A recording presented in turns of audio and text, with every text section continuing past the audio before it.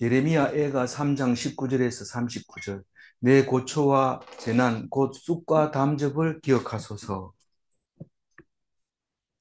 오늘 묵상은 진짜 잘한 겁니다. 오늘 빠지고 딴 데 볼일 보러 갔으면 크게 차이 날 뻔했어요. 그래도 겉으로는 모르죠. 그렇지만 오늘은 은혜가 넘치는 말씀에 은혜가 넘치는 시간입니다.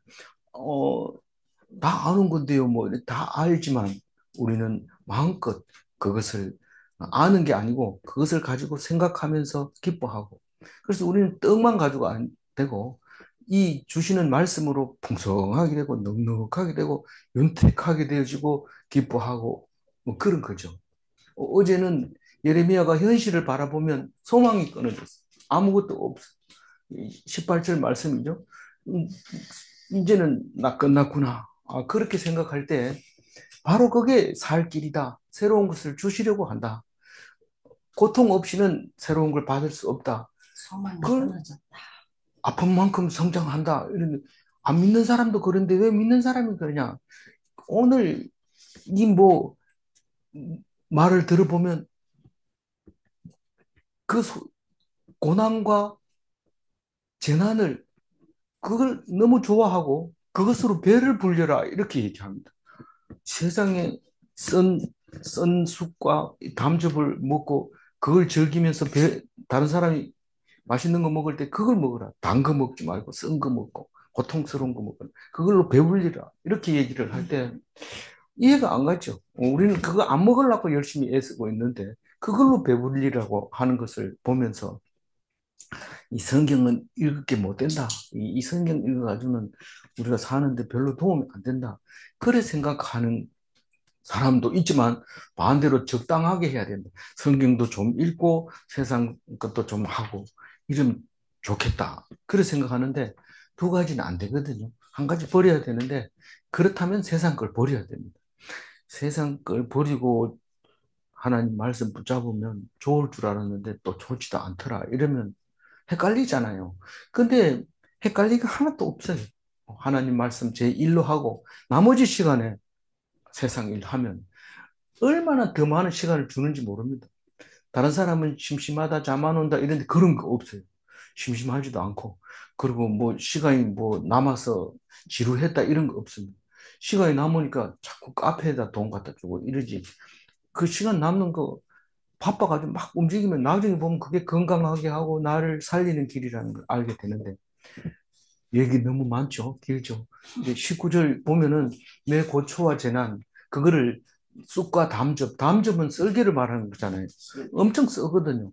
고음 썰기는 특히 많이 쓰는데 엄청 그 약이랍니다.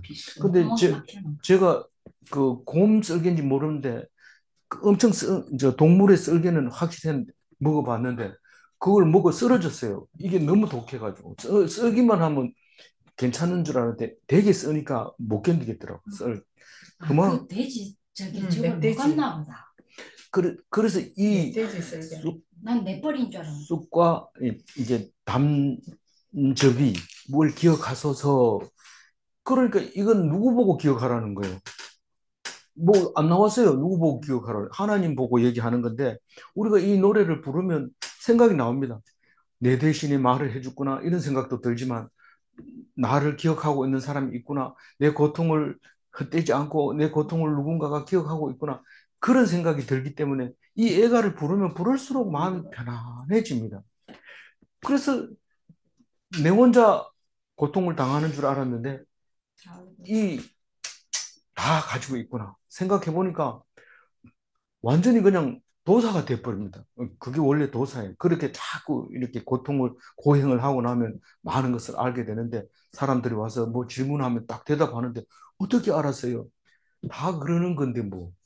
다 그러는 건데. 뭐 동쪽으로 가면 힘들 거다 이랬는데 남쪽으로 가도 힘들어요. 그러니까 그 얘기를 해보면 전부 다 용하다 이랬는데 동쪽 가는 사람만 알죠. 딴 사람은 모릅니다. 그게 이제 도사가 되고 이제 그 완전히 통달하면 이제 하산하고 이러는 건데 오히려 성경 속에서 하산할 게 아니라 그냥 영원한 천국에 들어가게 되는 거죠. 뭐 산에 내려갈 필요가 없어요. 그게 예레미야의 기도를 19절에 그렇게 표현하고 있는 겁니다. 20절을 읽어볼까요? 내 마음이 그것을 기억하고 내가 낙심이 되오나. 우리가 고초와 재난과 쑥과 담즙을 기억하면 낙심이 될 수밖에 없잖아요. 힘들고 어려운데 누가 거기서 큰 소리 칠 수 있어요? 자랑할 게 있어요? 뭐 할 게 있어요? 그게 낙심이 되는데, 대오나, 이게 나자가 굉장히 됩니다 하고 대오나 하고는 하늘과 땅 차이거든요. 되지만은 바뀌어버린 거죠, 상황이. 21절. 이것을 내가 내 마음에 담아 두었더니 그것이 오히려 나의 소망이 되었사오면. 그러니까 딴 사람은 다 이 망하고 나면 뭐 예루살렘만 뭐 땅이냐, 다른 데 가서 땅 사가지고 땅땅거리면서 살자 이러고 딴 데 가가지고 열심히 일합니다. 제가 그 직장 다닐 때 아니고 사업을 한 1년 반 했는데 망했지만은 그 거기 직장 현장에 딱 가가지고 일을 딱 하려고 이제 오다를 받아가서 일을 딱 하는데 일을 다 해놓고 돈 달라 하니까 자기도 못 받았대요. 이거 제일 처음에는 하층에 일을 하거든요. 그러니까 자기도 일을 못 받았대요. 돈을 못 받았대요. 그러면 그 위에 사람한테, 그 원청업자한테 가서 왜 돈 안 줍니까? 이래. 일이 끝나야 준다. 난 니하고는 관계 안 한다. 이러면서 상대를 안 하는 거예요.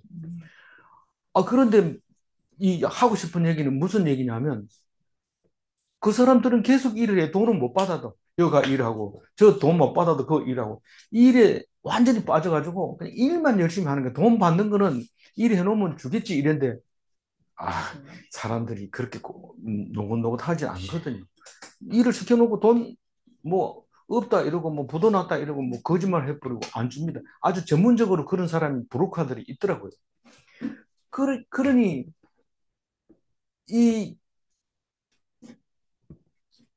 그 우리가 그냥 일이 터지면 돈을 안 주거든. 돈 줄 때까지 일하지 말고 계속 기도해야 돼. 계속 기도하고 울면서 나는 죽는다 이러고 그 회사 앞에 가가지고 들어눕고 그래서 그 돈 받고 그리고 딴 일을 해야 되지. 뭐 딴 일 준다고 또 그거 가서 일하고 얼마나 열심히 하는지. 나중에 이제 저도 그 사람들 그 한밥집에서 밥을 먹으면 그냥 이름만 적어놓고 가거든요. 그러니까 나중에는 그 내가 어떻게 돈을 받아냈어요. 원청업자한테 직접 받았어요. 받고 났더니 나에게 오다 준 사람이 돈 좀 달라는 거야. 왜 그러나니까 이 한밥집에서 밥 먹으면 또 계산해야지. 아니 내가 지금 당신 때문에 얼마나 고통당했는데 그걸 돈 달라고 나한테 와서 그런 얘기하네. 그러니까 이게 우리가 울 때 울어야 되지. 내가 일이 좋아 이러면서 일만 계속하면 안 돼요. 그래서 이스라엘이 망하니까 쭉 우니까 하나님이 소망을 주시는 거예요. 그 슬플 때 슬픈 걸 알아야 되지. 안 됩니다. 그래서 이 예레미야는 엄청 울고 났더니 소망을 보게 됩니다. 소망을 보게 돼요. 왜냐하면 많이 울고 나니까 다른 사람도 다 그런데 우리가 뭐가 울어야 되느냐. 그러고 생각해 보니까 하나님이 주신 은혜가 더 큰데 앞으로도 주신다는 그걸 소망을 갖게 되는 것이요. 그러니까 애가가 소망이 있으니까 소망이 끊어진 사람은 무조건 애가 불러야 돼요. 애가 부르면 그 소망이 찾아옵니다. 안 그러고 가만히 있으면 일이 잘 되는 것 같아가지고 가다가 또 낙심하게 되고 이런데 애가를 부르면 다시는 안 망하고 하나님께 갈 수 있는 겁니다. 그러니까 기도하고 부르짖고 애통하는 걸 보면은 무시하면 안 됩니다. 기도하고 부르짖고 애통하는 사람을 보면 저 사람은 소망이 있다. 앞으로 하나님께서 사랑하실 거다. 그런 생각을 애가 부르는 사람만 할 수 있어요. 막 조롱하고 놀리고 이러면 결국은 그게 자기한테로 돌아오는 것을 알 수 있습니다. 그런데 22절 한번 읽어봅니다. 여호와의 인자와 긍휼이 무궁하심으로 우리가 진멸되지 아니함이니이다. 우리는 막 울 때는 하나님이 나를 버린 것 같고 18절에 얘기한 것처럼 예레미야가 소망이 끊어진 것처럼 보입니다. 그런데 그게 아니라는 걸 예레미야가 울고 났더니 생각이 납니다.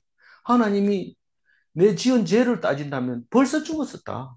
근데 지금 아직도 망했지만은, 죄 때문에 망했지만은, 그러나 우리에게 준 인자와 긍휼은 얼마나 크냐. 그래서 지금까지 와 있는 게 아니냐. 인자는 헤세드 아닙니까? 무조건 사랑해 주는 거예요. 그게 죄를 묻지 않는 거예요. 그 인자는. 긍휼은 불쌍히 여기는 거예요. 내가 그렇게 잘못해도 죄 지은 거하고 불쌍한 거하고 다르다. 니는 죄를 지어서 혼나지만은 그게 불쌍한 거다. 그러면서 아주 망하게 하지 않습니다. 망해도 아주 망하게 하지 않고 살립니다. 꺼져가는 불, 그거 훅 불면 꺼질 건데, 그걸 뭐하러 그게 놔둡니까? 그게 불씨가 돼서 엄청 활활 탄다는 겁니다. 눈으로 보는 것만 가지고 안 돼요. 그 씨눈은 눈에 안 보이도록 아주 작게 만들어져 있어. 가지고 그 속에 엄청난 데이터가 들어있는데 그 씨가 우리에게는 남은 자가 아닌가, 남아있는 자가 아닌가. 그 잘 썩지도 않고 잘 없어지지도 않고 남들도 별로 신경 안 쓰는 그게 씨가 들어있는 거죠. 그래서 우리를 완전히 진멸하지 아니하구나 하는 것을 알게 됩니다. 그런데 뭐라고 인자와 긍휼이 무궁하다 이 말을 이거 가지고는 부족해요. 뭐라고 해야 되냐면 성실하신 하나님이다. 그리고 뒤에 얘기를 합니다. 인자와 긍휼이 무궁하다는 얘기가 하나님이 성실하시다 이 말하고 어떻게 더 나을까요? 우리 고통당하는 자에게는 인자와 긍휼이 무궁하시다 이 말이 훨씬 마음에 와닿습니다. 그런데 원리적으로는 하나님이 성실한 거예요. 우리가 배부를 때도 성실하게 우리를 도와주고 있다는 것을 보면 알거든요. 근데 22절, 24절까지 그게 같은 말로 이제 이야기하고 있는데, 근데 왜 이 우리라는 단어를 언제 씁니까? 얘기를 여러 번 했지만 우리라는 단어를 언제 쓴다고 그랬어요? 우리가 죄라는 것을 인정할 때 우리라는 걸 씁니다. 그 이외에는 우리라는 말을 쓰면은 안 맞습니다. 너의 하나님, 나의 하나님, 그의 하나님 이렇게 되지. 우리라고 하는 것은 나도 죄인이고 너도 죄인이고 그 죄인을 사랑하는 하나님은 우리 하나님입니다. 그래서 죄인된 우리를 영원 무궁하게 인자와 긍휼을 베푸는 하나님이라는 것을 압니다. 그래서 우리는 어떻게 해야 돼요? 견디기만 하면 돼요. 견디기만 하면 그게 뭐예요? 남은 자고 씨앗이 되고 지금은 꺼져 있는 것처럼 보이지만 활활 타는 엄청난 불이 될 거라 그렇게 하고 있는데 23절 읽어봅니다. 내 심령 23절 23절 이것들이 아침마다 새로우니 주의 성실하심이 크시도소이다. 네, 이것들이 정신을 못 차리고 있어. 이게 아니고 이 모든 것이 아침마다 날마다 새로운 날마다 새로운 건데 그 하나님이 성실 때문에 날마다 아유 제가 뭐 이거 욕하는 건 아닙니다만 우리 집사람 보고 레시피가 또 없나 이런 거 레시피 있다 이런데 해라 하면 레시피가 있는데 왜 어제하고 오늘하고 틀리냐 이게 건강에 더 좋다. 그래서 날마다 이렇게 날마다 바뀌어서 새로워지. 어떤 때는 화를 엄청 냅니다. 왜 똑같은 걸 안 하고 이랬다 저랬다 하냐. 그게 좋은 건데 그거는 싫어했다 하면서 자기 혼자 먹고 또 나쁜 거를 내가 마음에 안 드는 건데 이게 새로운 거니까 당신 새 거를 줘야지 이러면서 하는데 제가 말이 딸리잖아요. 그래서 말을 못 해가지고 그냥 있는데 어떤 때는 화가 이게 치솟는 경우가 있어요. 이러면 이 하나님처럼 그렇게 아끼던 것도 내던져 깨버리고 이러는데 그거 당하는 사람은 얼마나 충격이 크겠어요. 깜짝 놀래죠. 근데 욕하는 거 아닙니다. 그러면 욕하는 거면 또 얻어먹지 못하니까 확실하게.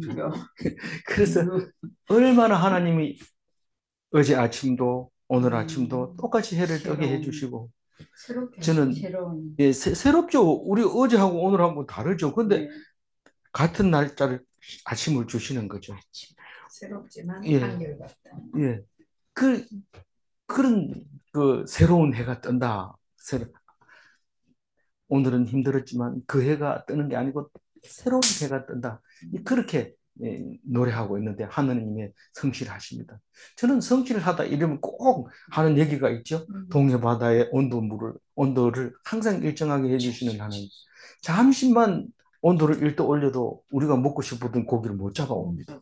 그게 가버리고 없으니까. 그러니까 하나님의 인자하고 그게 지키심이 이것들이 참 하나님의 성실함으로 있다는 것을 모르고 있으면 안 되는 거죠. 24절 읽어봅니다. 내 심령에 이르기를 여호와는 나의 기업이시니 그러므로 내가 그를 바라리라 하도다. 이게 좀 어려운 단어가 들어있어서 얼른 읽고 이해가 안 되면 넘어가 보고 싶은데 이거는 심령에 이르기를 이 말은 아무도 모릅니다. 내가 그런 생각을 했는지 안 했는지 아무도 모른다는 겁니다. 그런데 나는 뭐라고 생각했냐면 나의 기업은 여호와다. 하나님이다. 그래서 나는 하나님만 붙들고 자녀에게 네 뭐 물려줬냐? 나는 다른 걸 몰라도 하나님 물려줬다. 이런 기업이라는 건 유산을 말하는 거예요. 물려주는 유산을 기업이라고 하는데 너는 네 자녀에게 뭐 물려 하나님 이렇게 말할 수 있다는 겁니다. 그러므로 내가 그를 바라보고 있어요. 이 유산 자식에게 물려줄 유산은 술집에 가서나 등산 가서나 집에 앉아 밥 먹을 때나 언제나 그 유산은 마음속에 있고 내 죽으면 자식들에게 가야 될 지산이다. 그런 생각을 하게 됩니다. 든든하게 믿고 있는 거죠. 이 기업은. 그래서 이 기업이 없는 사람과 있는 사람하고 차이 나요, 안 나요? 나죠. 완전히 다르죠. 그런데 이 사람의 기업은 예레미야를 말하는 거지만 기업이 뭡니까? 눈에 보입니까? 안 보입니다.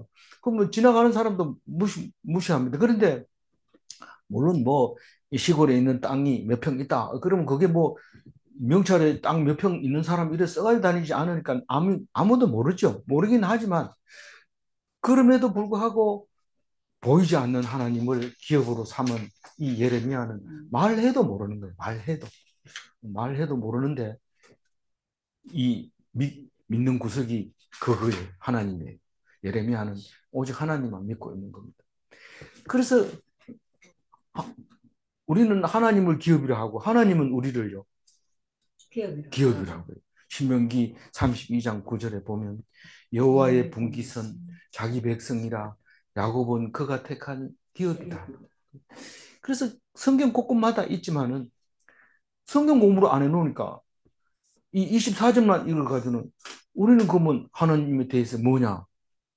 기업이지. 이렇게 말하려면 신명기도 읽고 예레미야 예가도 읽어야 됩니다. 그것만 읽어야 됩니까? 또 다른 것도 읽어야 되죠. 그러니 부지런히 읽으려면 몇 번 읽어야 됩니까? 1년에 24독 했는데요. 물으면 몰라요. 왜냐하면 이게 묵상을 안 해가지고. 25절 읽어. 기다리는 자들에게나 구하는 영혼들에게 여호와는 선하시도다. 네. 이 선하신 하나님에 대해서 이제 쭉 얘기를 하고 있는데 이 선한 하나님, 선하신 하나님은 어떤 하나님이에요? 시온자에 계신 하나님, 속죄소에 앉아 있는 하나님. 선하지 않다는 건 무슨 뜻이에요? 나쁜 일 하면 혼내주고 착한 일 하면 상 주고 이러는 건데 뭐 상은 안 주더라도 나쁜 짓을 하면 혼내줘야 되는데 나쁜 짓을 해도 하나님 그냥 계시고 좋은 일 해도 별로 반응 없고 그러니까 하나님 안 계신 줄 알고 자기 멋대로 하는 거죠. 근데 계시는지를 어떻게 알아요? 성경을 보고 아는 거예요. 성경을 보고 알았는데 그래도 안 봐서 모른다 이러니까 예수님이 오셔서 그 성경이 나를 말하는 거다. 그러면서 하나님이 사람의 몸을 입고 오신 거죠.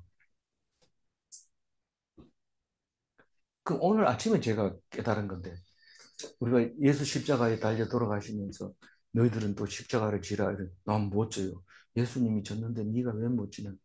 예수님은 하나님이 신이잖아요. 그러니까 지지만은 나는 못해요. 이런데 예수님이 사람 몸을 입고 왔는데 못합니다.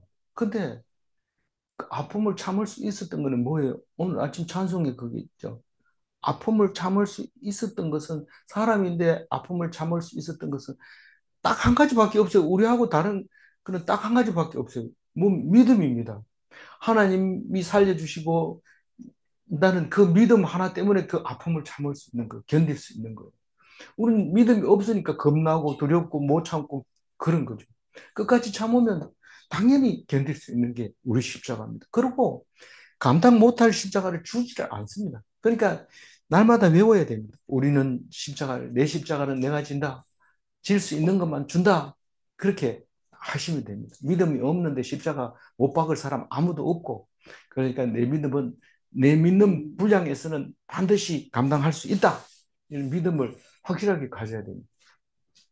그래서 오늘 이 선하신 여호와 하나님은 31절에도 반복하고 있습니다. 영원히 내버려 두지 않는 하나님.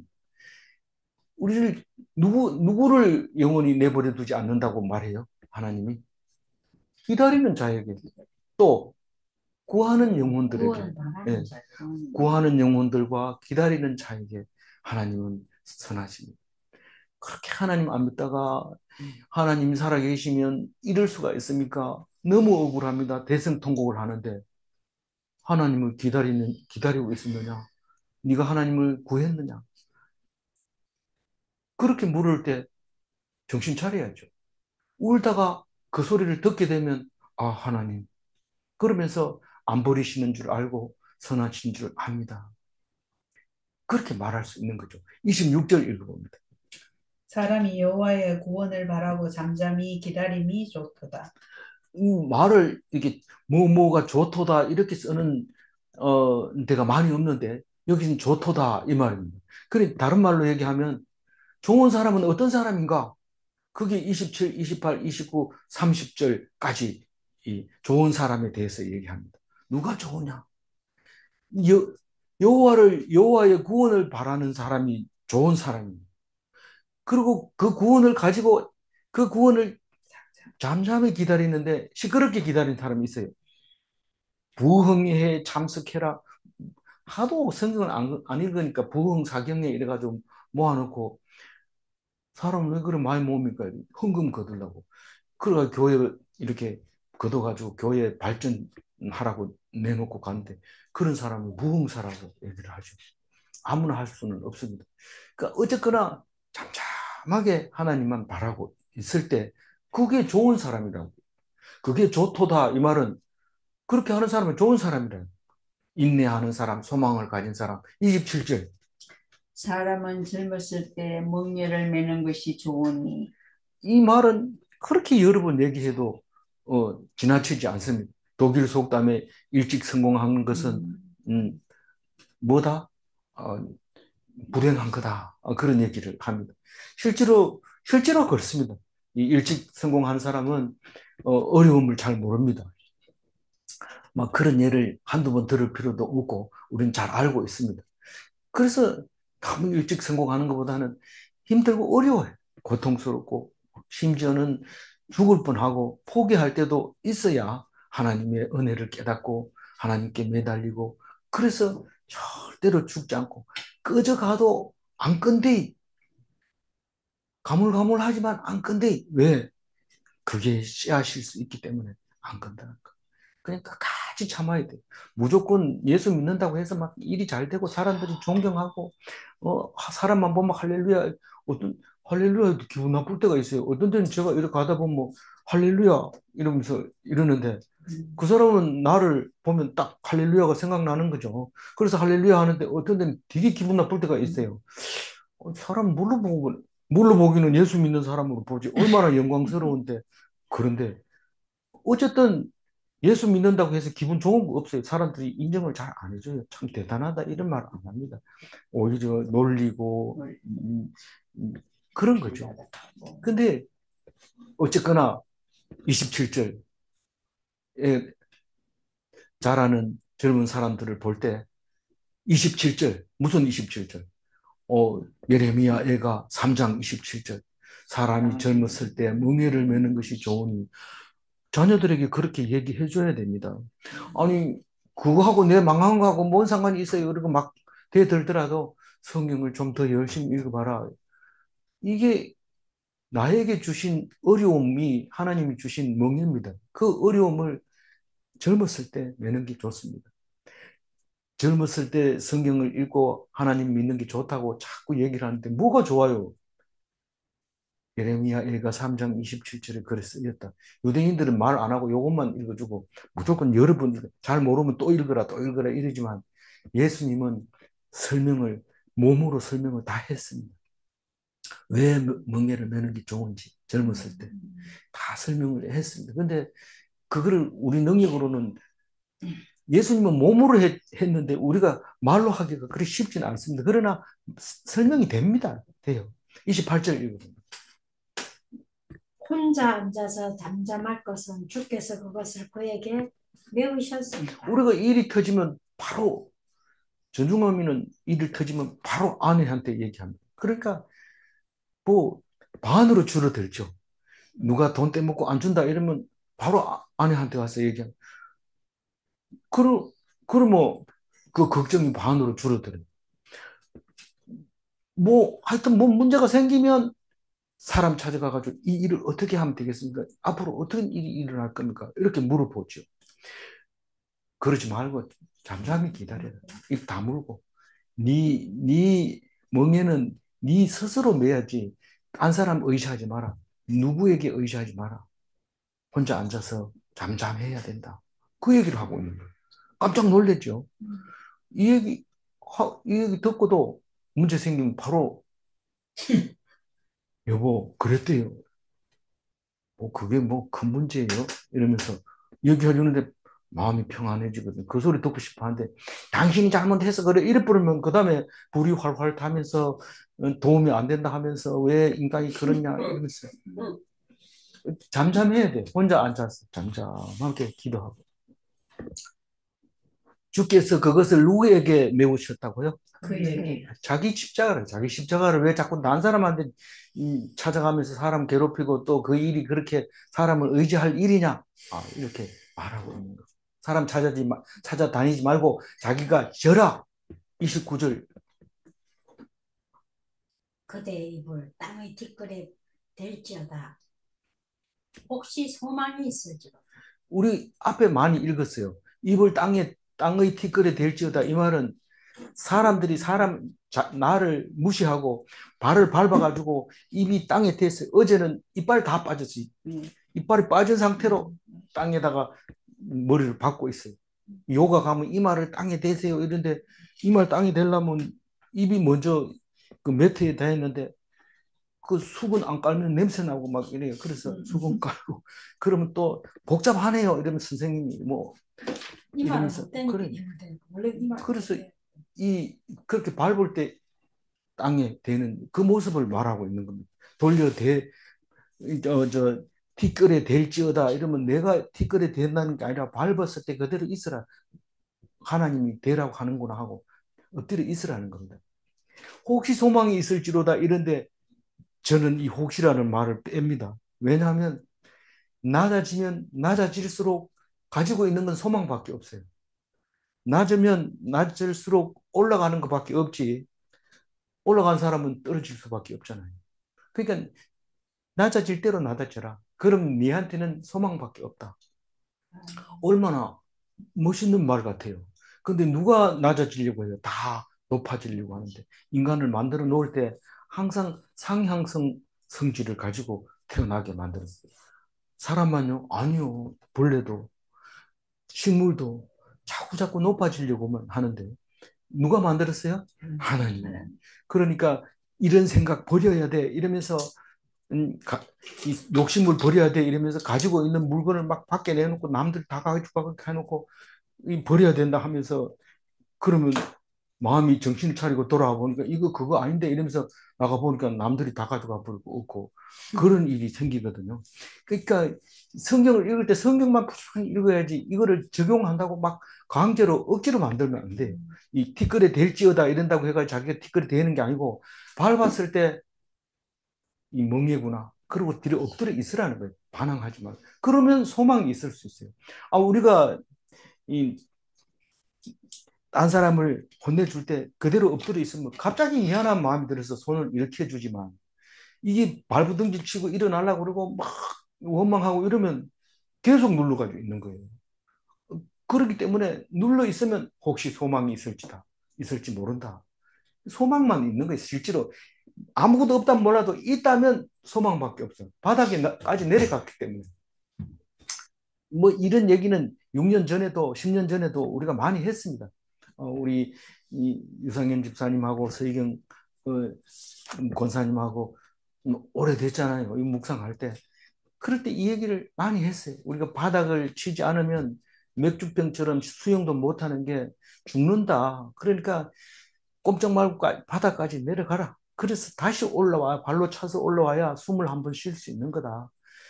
그런 얘기를 뭐 묵상하면서 내 입으로 기억을 오랫동안 하게 된 거죠. 29절이 끔찍 같은 말입니다, 사실은. 그런데 싫어서 그렇죠. 내가 싫어서 그렇지. 그 중요한 말입니다. 그리고 30절은 뭐 시시한 말입니까? 그렇지 않습니다. 한번 읽어봅니다. 자기를 치는 자에게 뺨을 돌려대며 치욕으로 배불리다. 어떻게 그 쓴 나물로 배를 채우고 그 독초를 가지고 배를 채울 수 있습니까? 근데 그걸 배를 채우라는 거예요. 그런데 그게 만약에 먹을 게 없어서 그걸 먹고 소화만 시킨다면, 안 죽고 살아있다면, 그 다음에 어떤 독을 먹어도 삽니다. 근데 그거를 배고픈데 안 먹어보면 그러면 죽습니다. 근데 실제로 배가 고프면 소화 능력이 뛰어나고 소화에 그 우리가 지금 썰개 얘기했지만 썰개에서 나오는 그 독이 어지간한 거 다 녹이거든요. 그러니까 뱃속에 들어가면 소화를 시키고 맙니다. 그런데 그게 쓰다고 안 먹으면 굶어 죽죠. 근데 여기는 많이 먹으라고 얘기합니다. 근데 쓴 걸 너무 많이 먹으면 죽어요. 그러니까 음, 여기 말은 그렇지만 이 뺨을 돌려대라 하는데 너무 오래 돌려대면 맞아 죽을 수도 있어요. 그러니까 그냥 때리는 대로 있으라 이 말입니다. 이게 이 때리는 대로 피동적으로 얻어맞고 있으라. 이 반대편 갖다 대면 이게 성질 돋운다 하면서 더 때리기 때문에 그냥 얻어맞고 있으라. 그게 친구를 위하여 목숨을 버리는 거하고 마찬가지입니다. 친구를 위해서 내가 너를 위해서 죽으면 제일 큰 사랑이라는데 나 너 사랑하거든. 그러니까 내 죽을래 이러면서 너를 위해서 죽는다 이러고 그 앞에서 약 먹는다고 해서 친구를 위해서 죽는 게 아니거든요. 아니거든요. 이 예수님이 하신 그 친구를 위해서 목숨을 버린다는 것은 그 친구가 배신을 하고 죽여도 자기는 그 친구를 원망하지 않고 하나님만 바라볼 때 친구를 위해서 자기 목숨을 버리는 겁니다. 어디에 나와요? 요한복음 15장 13절. 너무 많이 인용했기 때문에 안 읽을 거예요. 읽지 않을 거예요. 그 누가복음에 예수님이 뭐라고 하면 이 뺨을 치거든 저 뺨도 돌려대라. 그게 말이 됩니까? 이러면서 아마 인터넷 찾아도 나올 거예요. 이 뺨을 치는 자는 저 뺨에게도 돌려대며 이러면 설교한 얘기도 나오고 뭐 이야기도 나올 겁니다. 이게 많이 얘기하지만 현실적으로 어려운 얘기입니다. 그런데 예수님은 그걸 보여주면서 이렇게 하는 게 그 뺨을 돌려대는 거다. 이게 목숨을 버리는 거다 하면서 십자가에 돌려가셨는데 그게 원수를 사랑하는 거고 적극적인 완전 피동의 모습이다. 그렇게 제가 말하잖아요. 적극적 완전 피동은 들은 것도 없고 내가 만든 거니까 어디 가서 얘기하면 전중환 목사가 그래 얘기하더라 이러면 아무도 모릅니다. 그렇기 때문에 우리끼리만 알고 그냥 넘어가야 돼요. 다시 한번 30절 읽어봅니다. 자기를 치는 자에게 뺨을 돌려대며 치욕으로 배부를지어다. 욕 실컷 먹었다. 욕을 꼭 먹는다고 얘기해요. 많이 먹었다. 배부르냐? 배부르다. 그럴 정도로 욕을 먹으라는 거죠. 31절.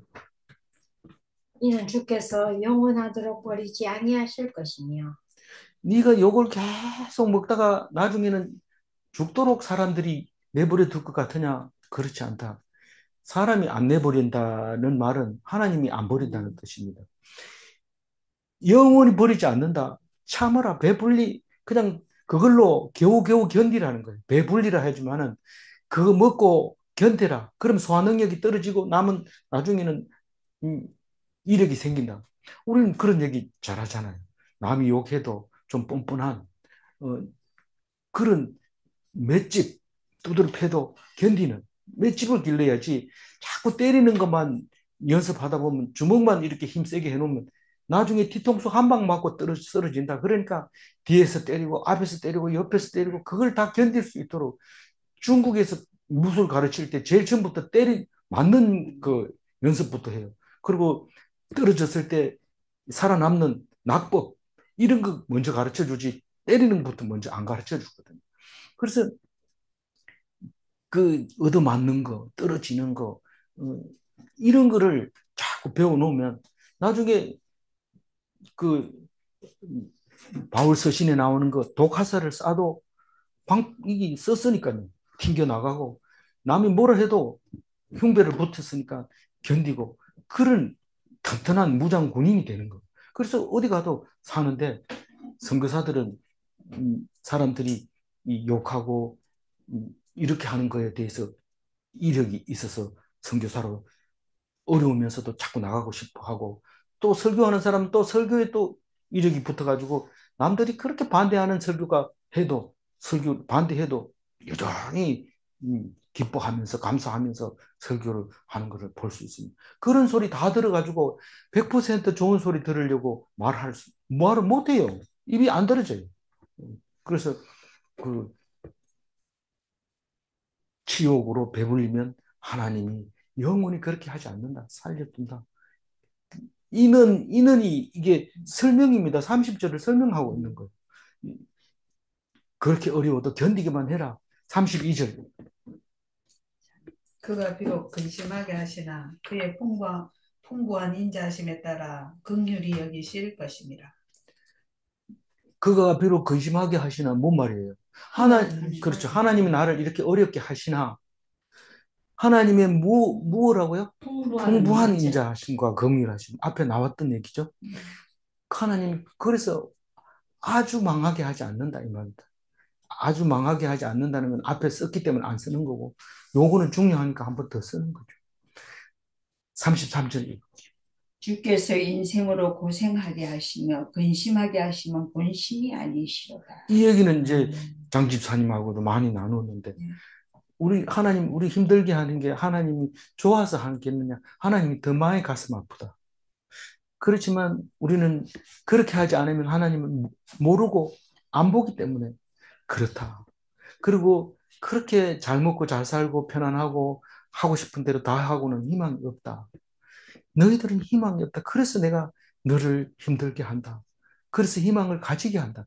그 말을 여러 번 했습니다.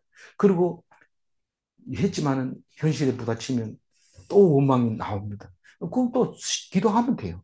그런데 하나님의 본심은 도대체 그건 뭡니까? 이 예수님이 오실 때까지도 이 하나님의 본심을 잘 몰랐어요. 원래 본심은 뭡니까? 은혜를 베푸는 거고 죄를 사하는 거예요. 하나님의 본심입니다. 어디에서 그렇게 하고 있어요? 그 시온자에서 속죄소에서 그렇게 하시고 있는 게 그게 본심인데 아니 모세가 말하는 첫 번째 이야기도 기억을 못하고 있어요. 하나님의 본심은 사도 바울이 뭐라고 합니까? 고린도후서 2장 4절에 보면 근심하려 한 것이 아니고 사랑이 있음을 너희에게 알게 하려 함이라. 너희들이 하나님이 너를 사랑한다는 것을 보여주려면 방법이 없고 너희들이 아파야 돼. 안 아프면 아프다는 말을 썼다는 것은 이제 뭐 선숙을 말하는 겁니다. 근데 만약에 그럼 좋은 거 주면 하나님께 영광 돌리고 좋은 거 주시면 우리 하나님께 사랑을 알잖아요. 그런데 좋은 거 주면 자기가 잘하는 줄 알고 목에 힘만 자꾸 들어가고 하나님은 자꾸 뒤쳐내고 물러납니다. 그래서 안 그렇다고 사도 바울이 그 얘기를 합니다. 근심하게 한 것이 아니고 하나님 사랑을 알게 하려고 한 거라고 얘기하고 있어요. 예레미야도 얘기를 했어요. 29장 11절에 뭐라고 얘기하냐면 나의 생각은 평안이 아니요 재앙이 아니라 희망을 주는 것이라고 얘기하고 있습니다. 평안이.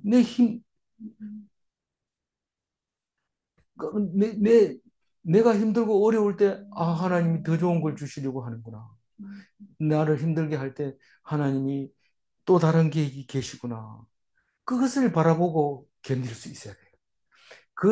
그렇게 생각하면 병이 딱딱 나는 게 아니고 그걸 생각하면서 그 어려움을 견뎌야 돼요.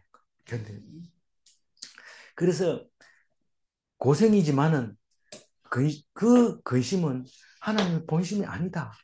그 얘기를 하고 있는데 주옥 같은 말씀입니까? 주옥 같은 말씀이 아니라 성경 같은 말씀이죠. 우리는 이걸 놓치면 안 됩니다. 어떤 사람이 여기다 별표 2개 하는데 저는 3개 하겠습니다. 예, 34절. 세상에 있는 모든 갇힌 자들을 발로 밟는 것과 이, 이 34절부터는 하나님이 싫어하는 사람. 지금까지는 어떤 사람? 좋은 사람. 좋은 사람이 26절, 27, 28, 29, 30, 33절까지가, 예, 저는 이제 30절까지로 표현을 했는데, 34절이, 지금 34절 하잖아요. 네, 지금 34절. 30, 하나님이 싫어하는 사람이 있어요. 그거는 좋은 사람 말고 나쁜 사람이에요. 나쁜 사람이 첫 번째로 갇힌 자를 발로 밟는 거. 고난 당하는 자를 발로 밟기 쉬워요. 그냥 가서 이렇게 밟으면 돼요. 꿈틀도 못해요. 갇혀 있기 때문에. 그게 나쁜 사람이에요. 약자를 밟는 사람. 자기가 강하다고 약자를 무시하는 사람. 안 돼요. 그게 나쁜 사람. 35절.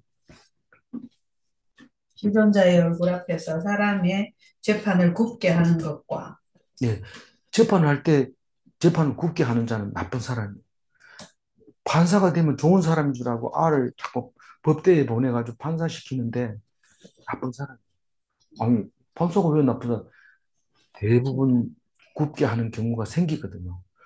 다 그런 건 아닙니다. 다 그런 건 아니지만 하다 보면 그렇게 생길 수 있기 때문에 그만 원래 생각했던 대로 안 되는 경우들이 많습니다.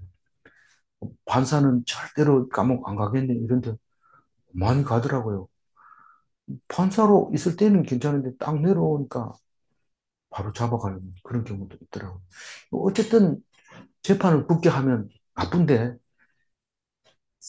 재판관은 누구 앞에 있어요? 하나님 앞에 있어요. 왜 그런 말을 해요? 땅 위에서는 대법원장이 하나님이거든요.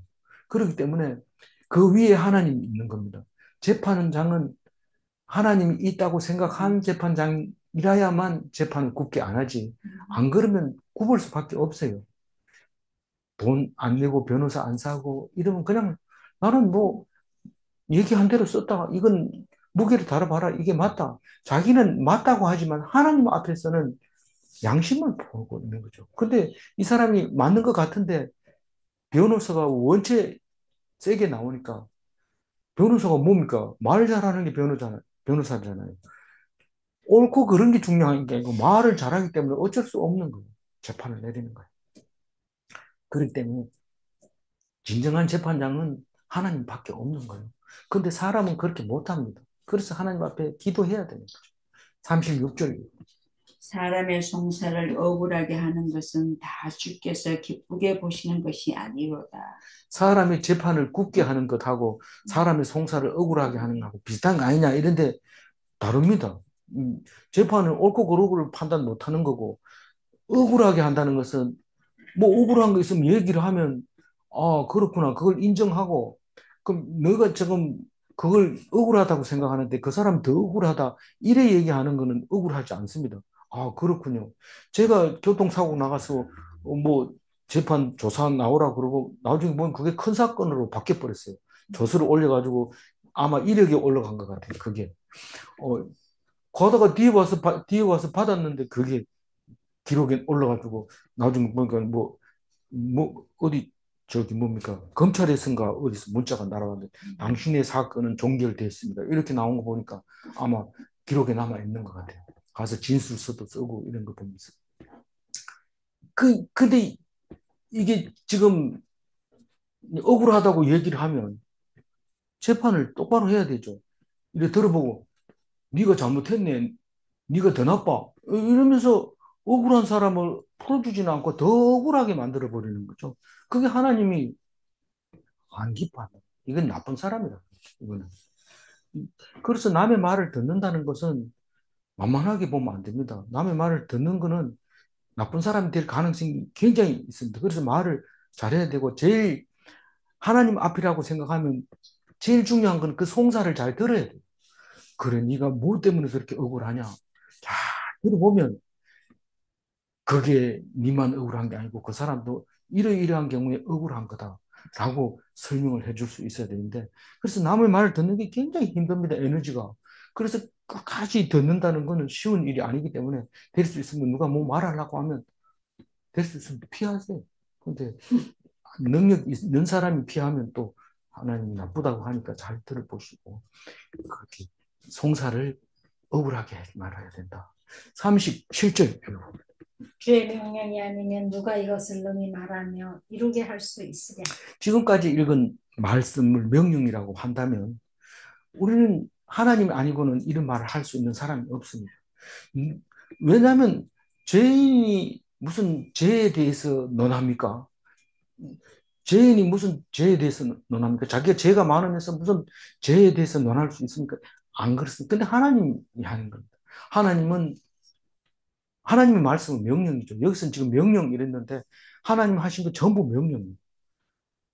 이게 성경이니까 그대로 따라하고 순종해야 되는 명령이죠. 그 명령을 누가 그렇게 말할 수 있느냐? 하나님 말고는. 이 능이라는 말은 권능을 말하는, 능력을 말하는 거예요.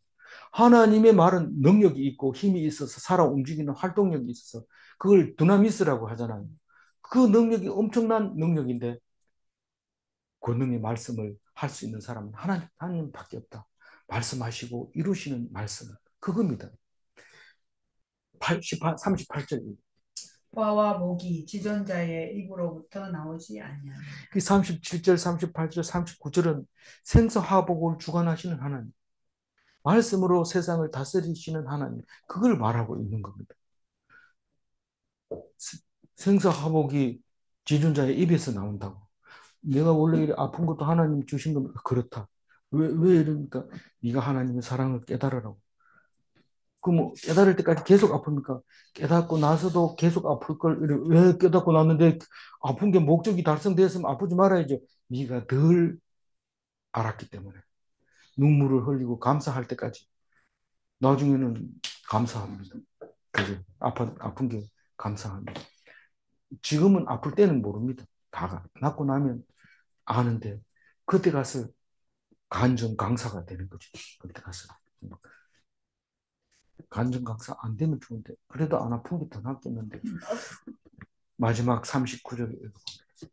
살아있는 사람은 자기 죄들 때문에 벌을 받나니 어찌 원망하냐. 살아있는 동안에 하나님 불평할 수가 없어요. 할 수가 없어요. 왜냐하면 내 벌을 받고 있는, 벌은 자기 죄 때문에 받고 있는 거기 때문에 불평하면 안 됩니다.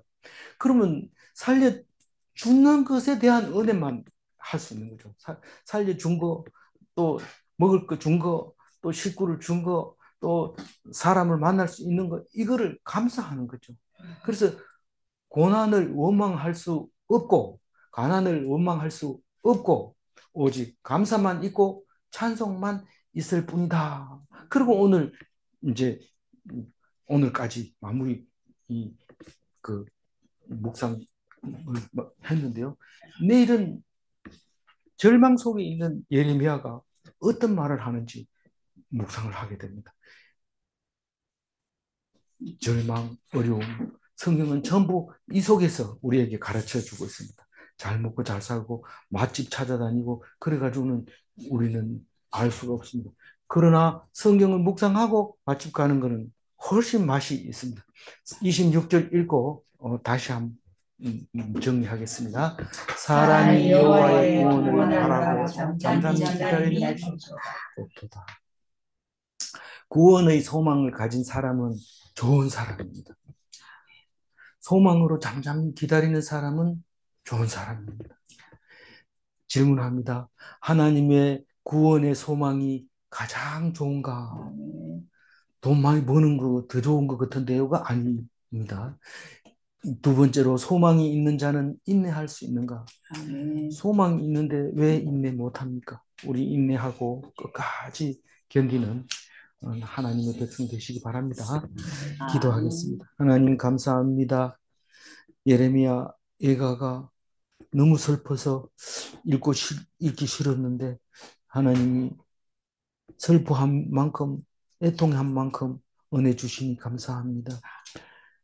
어려움 없이 좋은 것이 좋을 수가 없듯이 어려움을 통해서 엄청난 것을 깨닫게 해주시고 기뻐하게 해주셔서 감사합니다. 앞날이 밝길 거라고 소망하는 것이 아니라 하나님이 나를 사랑하고 있고 나를 영원히 죽이지 않는다는 것을 기억하는 그 소망이 가장 큰 것이온데 믿어지게 하시고 바라게 하여 주옵소서. 그 힘으로 인내할 수 있게 도와주옵소서. 우리는 힘이 없습니다.